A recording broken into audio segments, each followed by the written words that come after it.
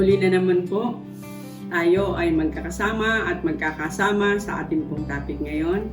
Nasa pangalawang topic na po tayo ng ating last quarter ng ating lesson quarterly na may pamagat pong ang misyon ng Diyos sa atin, ikalawang bahagi. Subalit kagaya po ng ating palaging ginagawa, tayo po muna ay babati ng ilang mga pangalan na ating isa-shout out po ngayon. Kagaya po ni Elena Cervantes, Pilgen Artiaga, Robert Banes, Edna Dacuycuy, Rom Corrales Jr., Crisa Corrales, Rico Garland, Leonardo Padriquela, Melvin Lastima, Anatalia De Jesus, Judy Tablong Ser Rapallo, George Rosales, Eduardo Orbita, MP Morolan, Rique Pan Ruelda, Rosana Elcano, Burns Pronda, Abiliardo Cao, Aida Almasco, Presi Lazo, Susan Husayan, Almar Elorde, Fe Arsiaga, Nelson Tibuso, Jared De La Paz, Ronel Castillo, and Edna Colendres. At ngayon po, atin pong balikan ang ating topic ngayon, ang misyon ng Diyos sa atin, ikalawang bahagi. At bago po tayo magpatuloy, muli po ay pangunahan tayo ni Pastor Perdon sa pag-anyaya ng pakikisama ng ating Panginoon. Sige po, tayo ay manalangin. Ama po naming banal, sa oras pong ito, narito naman kami, lumalapit sa iyo. Muli po kaming nagpupuri, nagpapasalamat at dinadakila ka sa iyong kabutihan, sa iyong pag-ibig, sa iyong patuloy na mga pamatnubay at pagpapala sa bawat isa sa amin. Ama banal, ngayon po ay kami muling mag-aaral ng iyong banal na salita. Kaya amin pong muling inaanyayahan ang iyong banal na espiritu ang makasama namin, manguna sa amin, linisin ang aming puso't isipan upang kami maging handa na tanggapin ang katotohanan na iyong inihayag para sa bawat isa sa amin. O Amang Banal, salamat sa iyong mga pagpapatawad. Salamat po sa mayamang pagpapala na patuloy mong ipagkakaloob sapagkat kami po'y lumalapit sa iyo. Walang ibang dahilan kundi upang purihin ang iyong pangalan at dakilain, maunawaan ang iyong banal na salita. Maibahagi po namin ito sa iba. At kung magkagayon, marami pa ang magkaroon ng pag-asa at magkaroon ng dakilang pagnanais na sundin ang iyong kalooban. Tanggapin ka bilang aming Ama at ang aming Panginoon bilang Panginoon ng kanilang mga buhay. O Banal, patuloy mo pong pagpalain ang mga kapatid naming ito na patuloy na sumusubaybay, patuloy na nag-share, patuloy na ginagamit ang pag-aaral na ito para makapagbahagi ng iyong banal na salita para sa ibang mga tao. Salamat po, pagpalain ng bawat isa sa amin sa ngalan po ng aming Panginoong Jesus. Amen. Ang ating pong susing talata ay ating pong makikita sa Matthew 28:19. Kaya't sa paghayo ninyo, gawin ninyong alagad ang lahat ng mga bansa, bautismuhan niyo sila sa pangalan ng Ama at ng Anak at ng Espiritu Santo. At narito po ang mga katanungan na atin pong pag-uusapan ngayon. Number 1, kanino nagmumula ang misyon? Pangalawa, ano ba ang misyon ng Diyos at ng Iglesia? Number 3, ano ang mensahe ng ating misyon? Number 4, sino-sino ba ang misyonero ng Diyos? At panglima, saan ba ang ating misyon? At balik po tayo sa unang katanungan, kanino nagmumula ang misyon, Pastor Perdon? Alright, atin pong titingnan mula dyan sa Juan 20, 21 at 22. Ano ang sinasabi? Ang sabi po dito, muling sinabi sa kanila ni Jesus, kapayapaan ang sumainyo. Kung paanong sinugo ako ng Ama ay sinusugo ko rin naman kayo. At nang masabi niya ito, sila'y hiningahan niya. At sa kanila'y sinabi, tanggapin ninyo ang Espiritu Santo. So, maliwanag po ang sinasabi. Sinugo ng Ama ang ating Panginoon. Ngayon, ang wika ng Panginoon, isinusugo ko kayo. Datapwat bago humayo, ang sabi, sila'y hiningahan ng Panginoon ng Espiritu Santo. So, ibig sabihin po, ang atin pong misyon ay misyon ng buong kadiyusan, ng Ama, ng Anak at ng Espiritu Santo. Sila po ang pinagmumulan ng ating misyon. Ibig sabihin, kinakailangan kung anuman ang ating misyon, nagbubuhat sa Diyos, hindi sa ating sarili. Maliwanag po yan na dapat hindi sa ating sarili ang ating misyon. So kung ano yung misyon ng Diyos, yon ang dapat na misyon ko. Yun ang dapat na misyon ng bawat isa sa atin. Okay po, pangalawang katanungan, ano ba ang misyon ng Diyos at ng Iglesia? Alright. Atin pong titingnan dyan sa Mateo 28, 16 hanggang 20, ano ang sinasabi?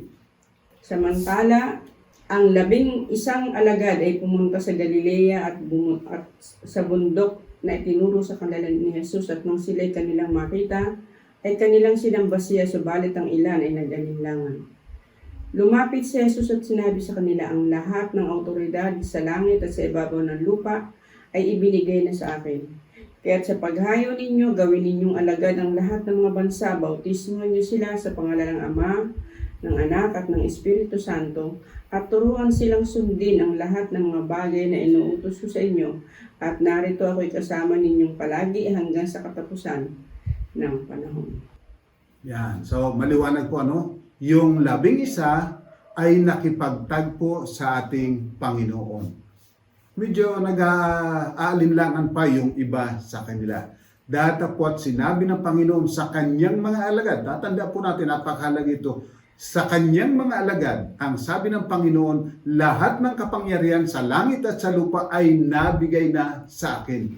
Sa kadahilan ng ito, humayo kayo at gawin ninyong alagad ang lahat ng bansa na inyong turuan sila na sundin ang lahat ng ipinag-uutos ko. Napakahalaga po nito na ating dapat na maunawaan. Ang sinasabi, ang kautusan ay sa mga alagad upang gumawa ng mga alagad. Tatandaan po ninyo, ang alagad lamang ang makagagawa ng alagad. Kumbaga, ang kambing, manganganak lang siya ng kambing. Wala nang iba. Ang tupa, manganganak ng tupa. Ang tupa lang ang maaaring gumawa ng tupa. Maaaring yung tupa ay pasusuhin ng kambing, subalit hindi niya maaaring gawing kambing yung tupa. Ang tupa lang ang talagang manganganak ng tupa. So, yun din po ang sinasabi, alagad.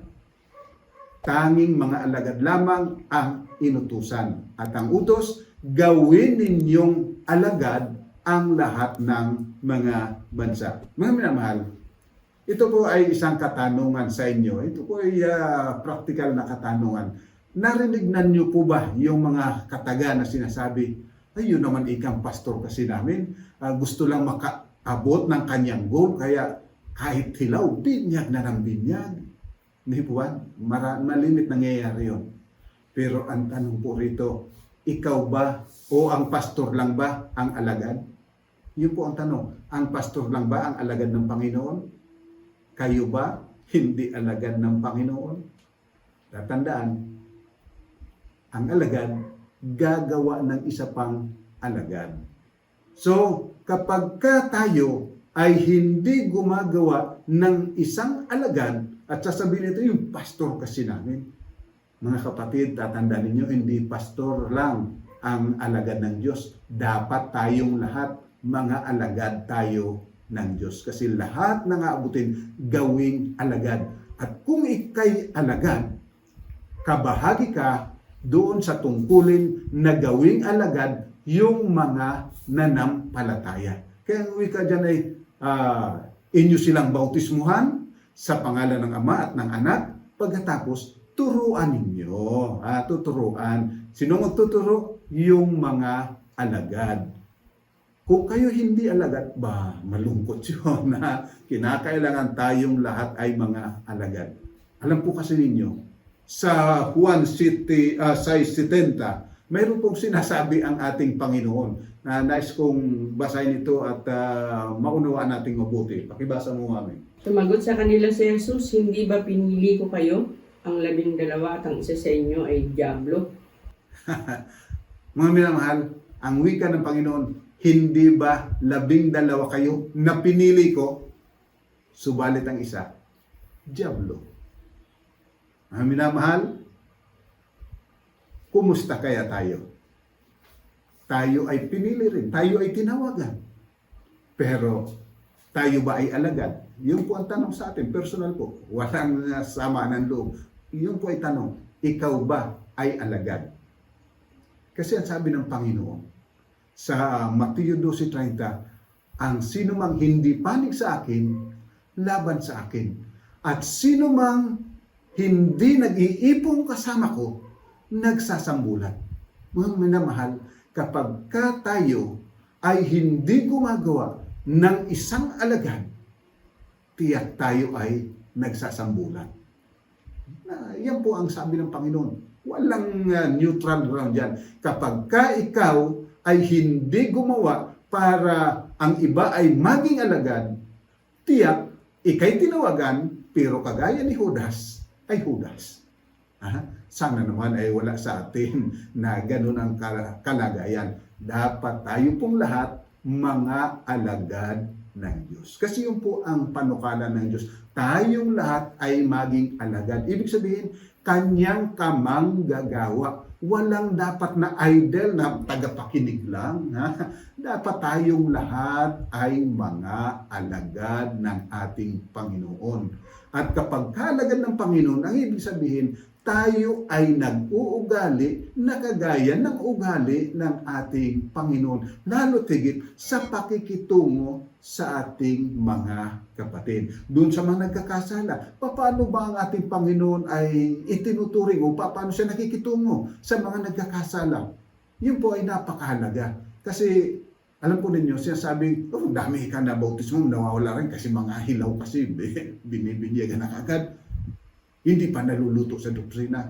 Mga minamahal, dito ako nalulungkot kasi ang totoo lang, yung nagsasabi ng ganun, siya ang hindi pa luto. Hindi pa handa para gumawa ng alagad kasi hindi pa naman alagad.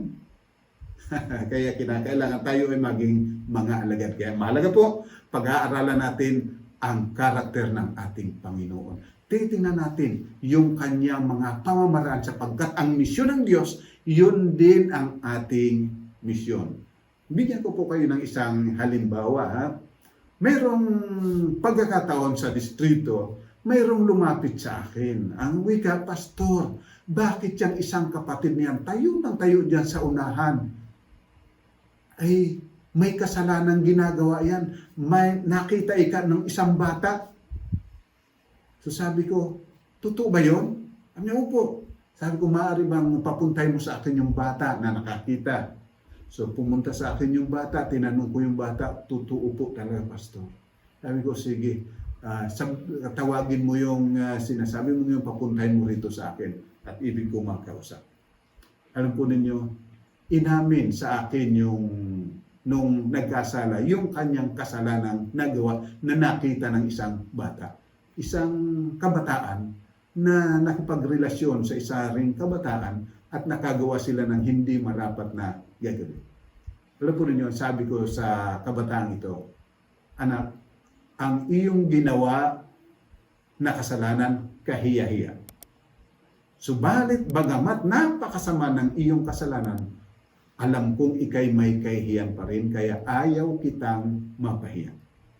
Ito na lang ang usapan natin. Magmula ngayon, huwag ko nang malaman na kayo'y nagtatagpo pa.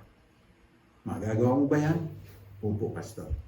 Pangalawa, huwag ka nang tatayo sa unahan kahit sinong mag-request sa iyo na ikay manalangin, ikay umawit, ikay magpaawit. Huwag kang tatayo. Sasabihin mo, hindi ako karapat-dapat na tumayo sa harapan. Magagawa ba yan? Opo, Pastor. So, sabi ko, kapag nalaman ko na ikay tumayo riyan, mapipilitan ako na dadalhin sa church board ang iyong pangalan. Ayaw ko na mapapahiya ka. At magmula noon, ang kabataang ito ay nagpakaayos ng kanyang buhay. So mga minamahal, sabi, magi tayong kagaya ni Kristo. Oh, Panginoon, ito, nahuli namin, nangangalo niya. Anong gagawin? Sabi sa kasulatan, ito dapat batuhin. Ang Panginoon halos hindi nakinig. Sulat-sulat lang. Panginoon, ano ba? Sabi ng Panginoon, yung walang kasalanan, mauna na bumato. At alam po ninyo, walang bumato. At pagkatapos, sabi ng Panginoon, ikaw, ako man, hindi kita hahatulan. Subalit ito ang bagay na ibig ko. Huwag ka nang muling mag-asala. Dapat mga minamahal, magi tayong mga alagad ni Kristo. Tayo'y nagbabagi ng salita, namumuhay ng salita. At narito po tayo sa ating pangatlong tanong. Ano ang mensahe ng ating misyon? Ayan, titingnan po natin sa Apokalipsis 14, 6 at 7, ano ang sinasabi. At nakita ko ang isa pang anghel na lumilipad sa gitna ng himpapawid na may walang hanggang ebanghelyo na ipahahayag sa mga naninirahan sa lupa sa bawat bansa, lipi, wika at bayan.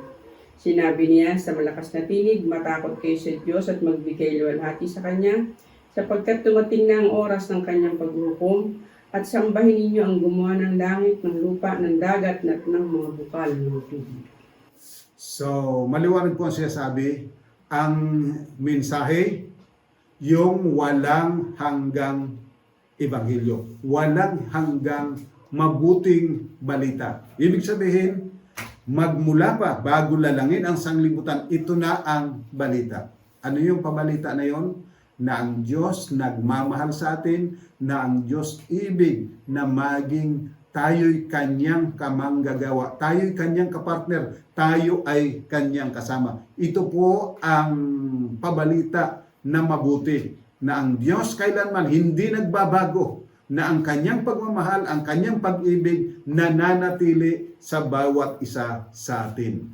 At ang sabi riyan, kaya ang sabi, matakot kayo sa Diyos at magbigay kaluwalhatian sa Kanya sapagkat dumating na ang oras ng Kanyang paghuhukom. So dito mga minamahal ay pinapakita lang na yung Kanyang pag-ibig magmula sa pasimula ay naroon na at ito ay magkakaroon ng kaganapan, ng lubusang kaganapan sa pagbabalik ng ating Panginoon. So, yung pag-ibig ng Diyos, yung kanyang pagmamahal, at yung kanyang panukala na tayo ay makasama.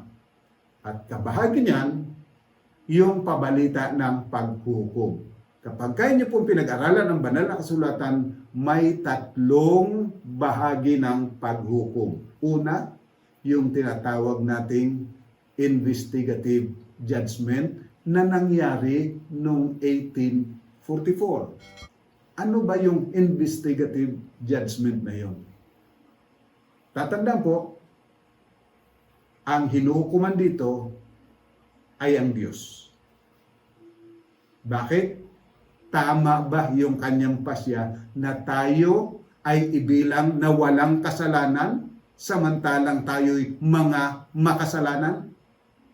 Subalit dahilan doon sa dugo ng ating Panginoon nang siya ay lumapit doon sa luklukan ng matanda sa araw, nakita ng lahat, matuwid ang Diyos sapagkat tayo'y tinubos ng kanyang sariling buhay.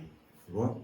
At pagkatapos niyan, tayo naman ang huhukuman at ang mga anghel ang huhukuman. Ginawa ba ng mga anghel ang kanilang tungkulin? Hindi ba sila nagpabaya kahit yung iba ay napahamak? So, titingnan at tayo ang involved doon. Titingnan natin yung aklat, sabi riyan, yung aklat ng buhay, yung aklat ng alaala, titingnan, ginawa ba nila ang lahat? At dahilan doon, mapapawi ang ating lahat ng mga pagluha. Kasi magiging maliwanag sa ating lahat. Una, naging maliwanag sa buong universe na ang Diyos matuwid. Maging maliwanag rin sa atin na ang Diyos ay matuwid at ang mga anghel ay naging tapat sa kanilang mga tungkulin. At sa bandang huli, ang pangatlo, yung mga makasalanan, kanilang makikita rin lahat ng oportunidad na ibinigay sa kanila upang maligtas, datapot kanilang tinanggihan. Kaya sila mismo, bago tanggapin ang kanilang kaparusahan, sasabihin nila, ang Diyos matuwid. Kaya mga minamahal, ang Diyos talaga gusto niyang mawala ang lahat ng pag-aalinlangan. Gusto niya maging malinis ang lahat. Maliwanag na siya ay Diyos ng pag-ibig, Diyos ng pagmamahal, Diyos na kailanman hindi niya inibig na tayo'y mapahamak, hindi niya inibig na tayo'y magdanas ng mga kahirapan, kundi Diyos na parating nananawagan, manumbalik kasi kayo sa akin. So ito po ang pabalita na dapat nating dinadala, ang pag-ibig ng Diyos na walang hanggan. Kapag minsan po kasi, kapag tayo'y sabing nag-iibanghilyo, ano ba ang nakadiin? Yung Bible, salita ng Diyos, yung Sabat, dapat ipangilin, ang 10 utos, dapat nasundin, itong mga karumal-dumal, hindi dapat kanin. Ang mabuting balita, mga minamahal, ang Diyos nagmamahal sa atin. Kaya may Sabat, kaya may pagbabawal sa pagkain ng mga karumal-dumal, kasi ang Diyos ay pag-ibig, ayaw niya na tayo'y magkaroon ng suliranin. Sana po, yung pag-ibig ng Diyos ang parating lumilitaw at nangingibabaw sa lahat ng turo at aral na ating dinadala. Tandaan, ang ating pangaral, walang hanggang balita. Hindi nagbabago kailanman. Ito ay ang pag-ibig ng Diyos, ang kanyang pagnanais, ang kanyang panukala na tayo'y kanyang makasama magpasa walang hanggan. At ngayon po sa ating pang-apat na katanungan, sino-sino ba ang misyonero ng Diyos?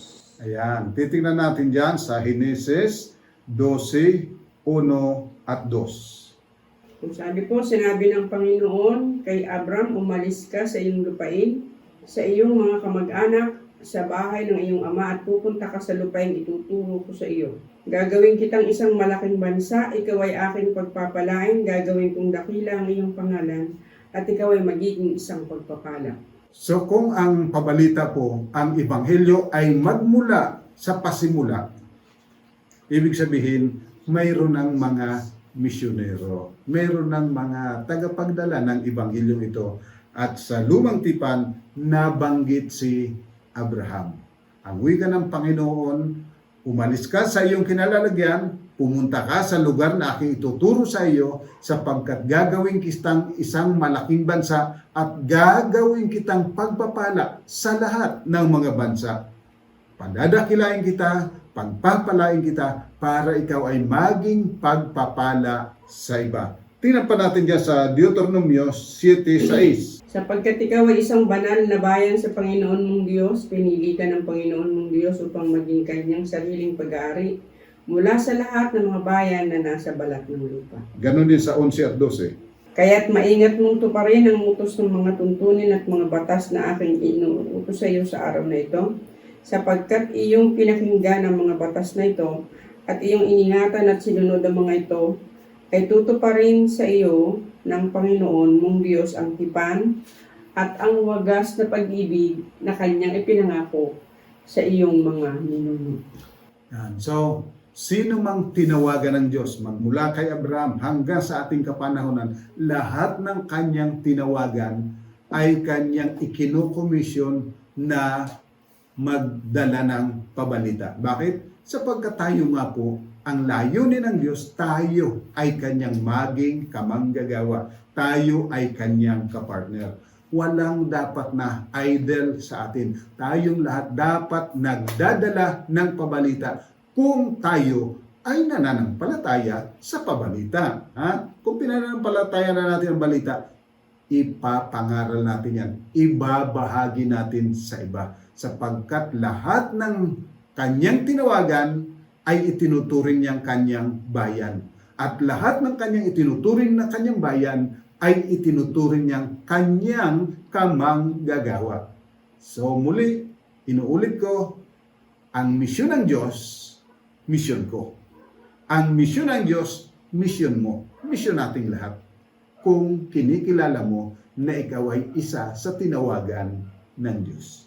Datapwat kung feeling mo hindi ka tinawagan ng Diyos, Andiyan ka lang kasi yung magulang mo ay Adventista, pero wala ka namang pakialam, hindi para sa iyo ang utos na ito. Subalit kung kinikilala mo na ikaw man tinawagan ng Diyos, ikaw ay kasama ng bayan ng Diyos, ika'y kabahagi sapagkat ang kanyang bayan ay kamanggagawa ng Diyos upang ang lahat ng mga tao makaalam ng pag-ibig ng Diyos, ng kanyang panukala, ng kanyang panawagan. Okay po, at sa atin po ngayong panglimang katanungan, saan ba ang ating misyon? Yan, titingnan natin dyan sa Mateo 28, talatang 19 at 20. Ano siya sabi? Kaya't sa paghayo ninyo, gawin ninyong alagad ang lahat ng mga bansa, bautismuhan niyo sila sa pangalan ng Ama at ng Anak at ng Espiritu Santo, at turuan silang sundin ang lahat ng mga bagay na inutos ko sa inyo, at narito ako'y kasama ninyong palagi hanggang sa katapusan ng panahon. So, mga minamahal, ang wika po, kinakailangan tayo'y humayo. Saan tayo hahayo? Tingnan natin sa Gawa 1:8. Ngunit tatanggap kayo ng kapangyarihang pagbaba sa inyo ng Espiritu Santo at kayo magiging mga saksi ko sa Jerusalem, sa buong Judea at Samaria at hanggang sa kaduluduluhang bahagi ng lupa. Yan, ang sabi po, mag-umpisa sa Jerusalem. Kasi ang kausap po niya ay mga Hudyo na naninirahan sa Jerusalem. Ibig sabihin, start where you are. At sa ating kapanahonan, mag-uumpisa tayo sa ating tahanan. Pagkatapos ang wika sa Jerusalem, sa buong Judea. Ibig sabihin, doon sa mas malawak na ating naabutan. Pagkatapos Samaria, at pagkatapos sa kaduluduluhan ng sanglibutan. Ibig sabihin mga minamahal, sa panahon natin, mag-uumpisa tayo kung saan tayo naroon sa ating tahanan. Yan ang una nating misyon. Pangalawa, sa ating iglesia. Pangatlo, sa ating komunidad, sa ating barangay.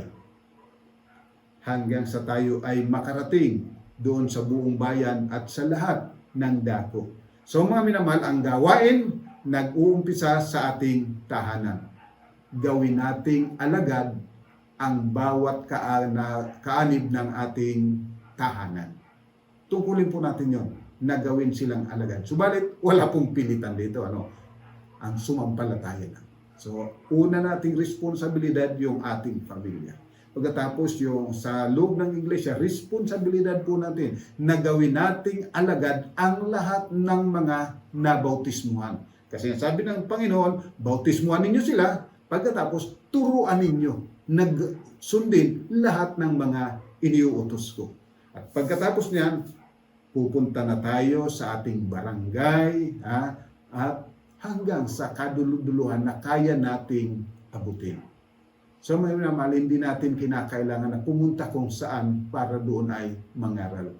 Umpisa na po natin where we are. Maaaring sa ating trabaho, sa place of ng ating employment, doon tayo.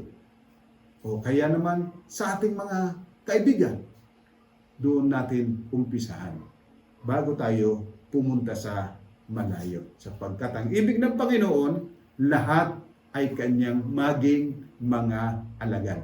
Subalit, hindi naman natin maaaring pilitin kagaya ng ginawa ng ating Panginoon.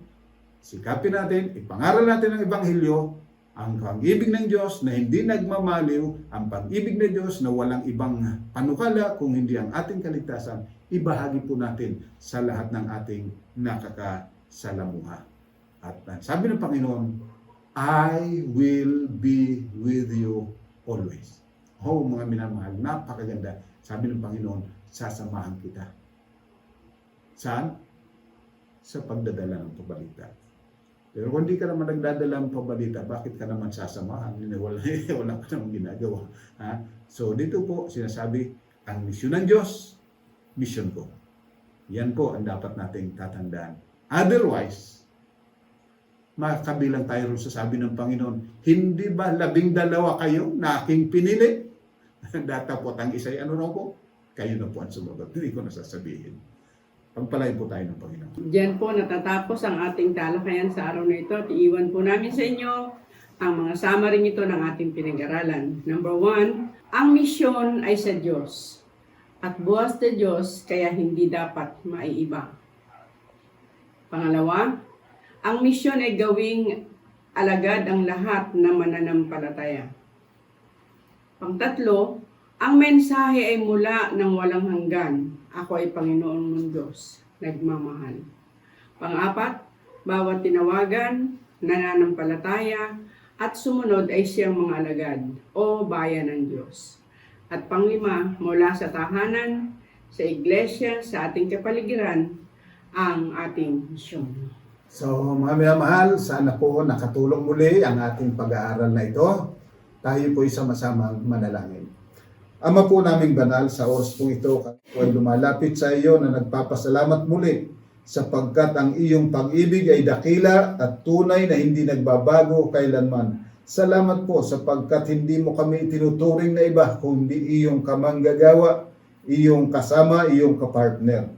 O Amang Banal, tulungan nawa kami ng Banal na Espiritu na ito'y matanim ng malalim sa aming puso't isipan at aming magampanan ang aming tungkulin bilang iyong mga alagad. Turuan kami na patuloy na mag-aral ng iyong banal na salita, patuloy na magmalasakit sa iba kagaya ng iyong pagmamalasakit. At ipagpatawad mo po ang nagi naming mga pagkukulang sa mga nagdaang araw. At magmula nawa ngayon, sa tulong ng Banal na Espiritu, kami ay maging aktibong mga kamanggagawa mo sa lupang ito sapagkat doon mo kami tinatawagan maging iyong kapartner. O Amang Banal, salamat po sapagkat napakataas ng iyong pagturing sa amin. Hindi kami alipin, kundi kaibigan, kamanggagawa, iyong mga anak na minamahal. Salamat po sa katiyakan na hindi mo kami pababayaan, bagkus iyo kaming sasamahan habang aming dinadala ang iyong pabalita ng kaligtasan sa sangkatauhan. Salamat, pagpalain ang aming mga kapatid na ito na patuloy na sumusubaybay, patuloy na nagbabahagi nito sa iba, at patuloy na ginagamit sa kanilang iglesia ang mga pag-aaral na ito. Pagpalain mo po nawa ang bawat isa sa kanila, lalo tigit ang bawat kanin ng pamilya ng mga kapatid na ito. Ito po ang aming samot dalangin at pinasasalamatan sa ngalan po ng aming Panginoong Jesus. Amen. So mga minamahal, hanggang sa susunod pong linggo, tayo po ay muling magsama-sama sa pag-aaral ng salita ng Panginoon. Tayo'y mga alagad, tatandaan at ang pagpapala, pag-isama ng Panginoon, sumaating sama-sama.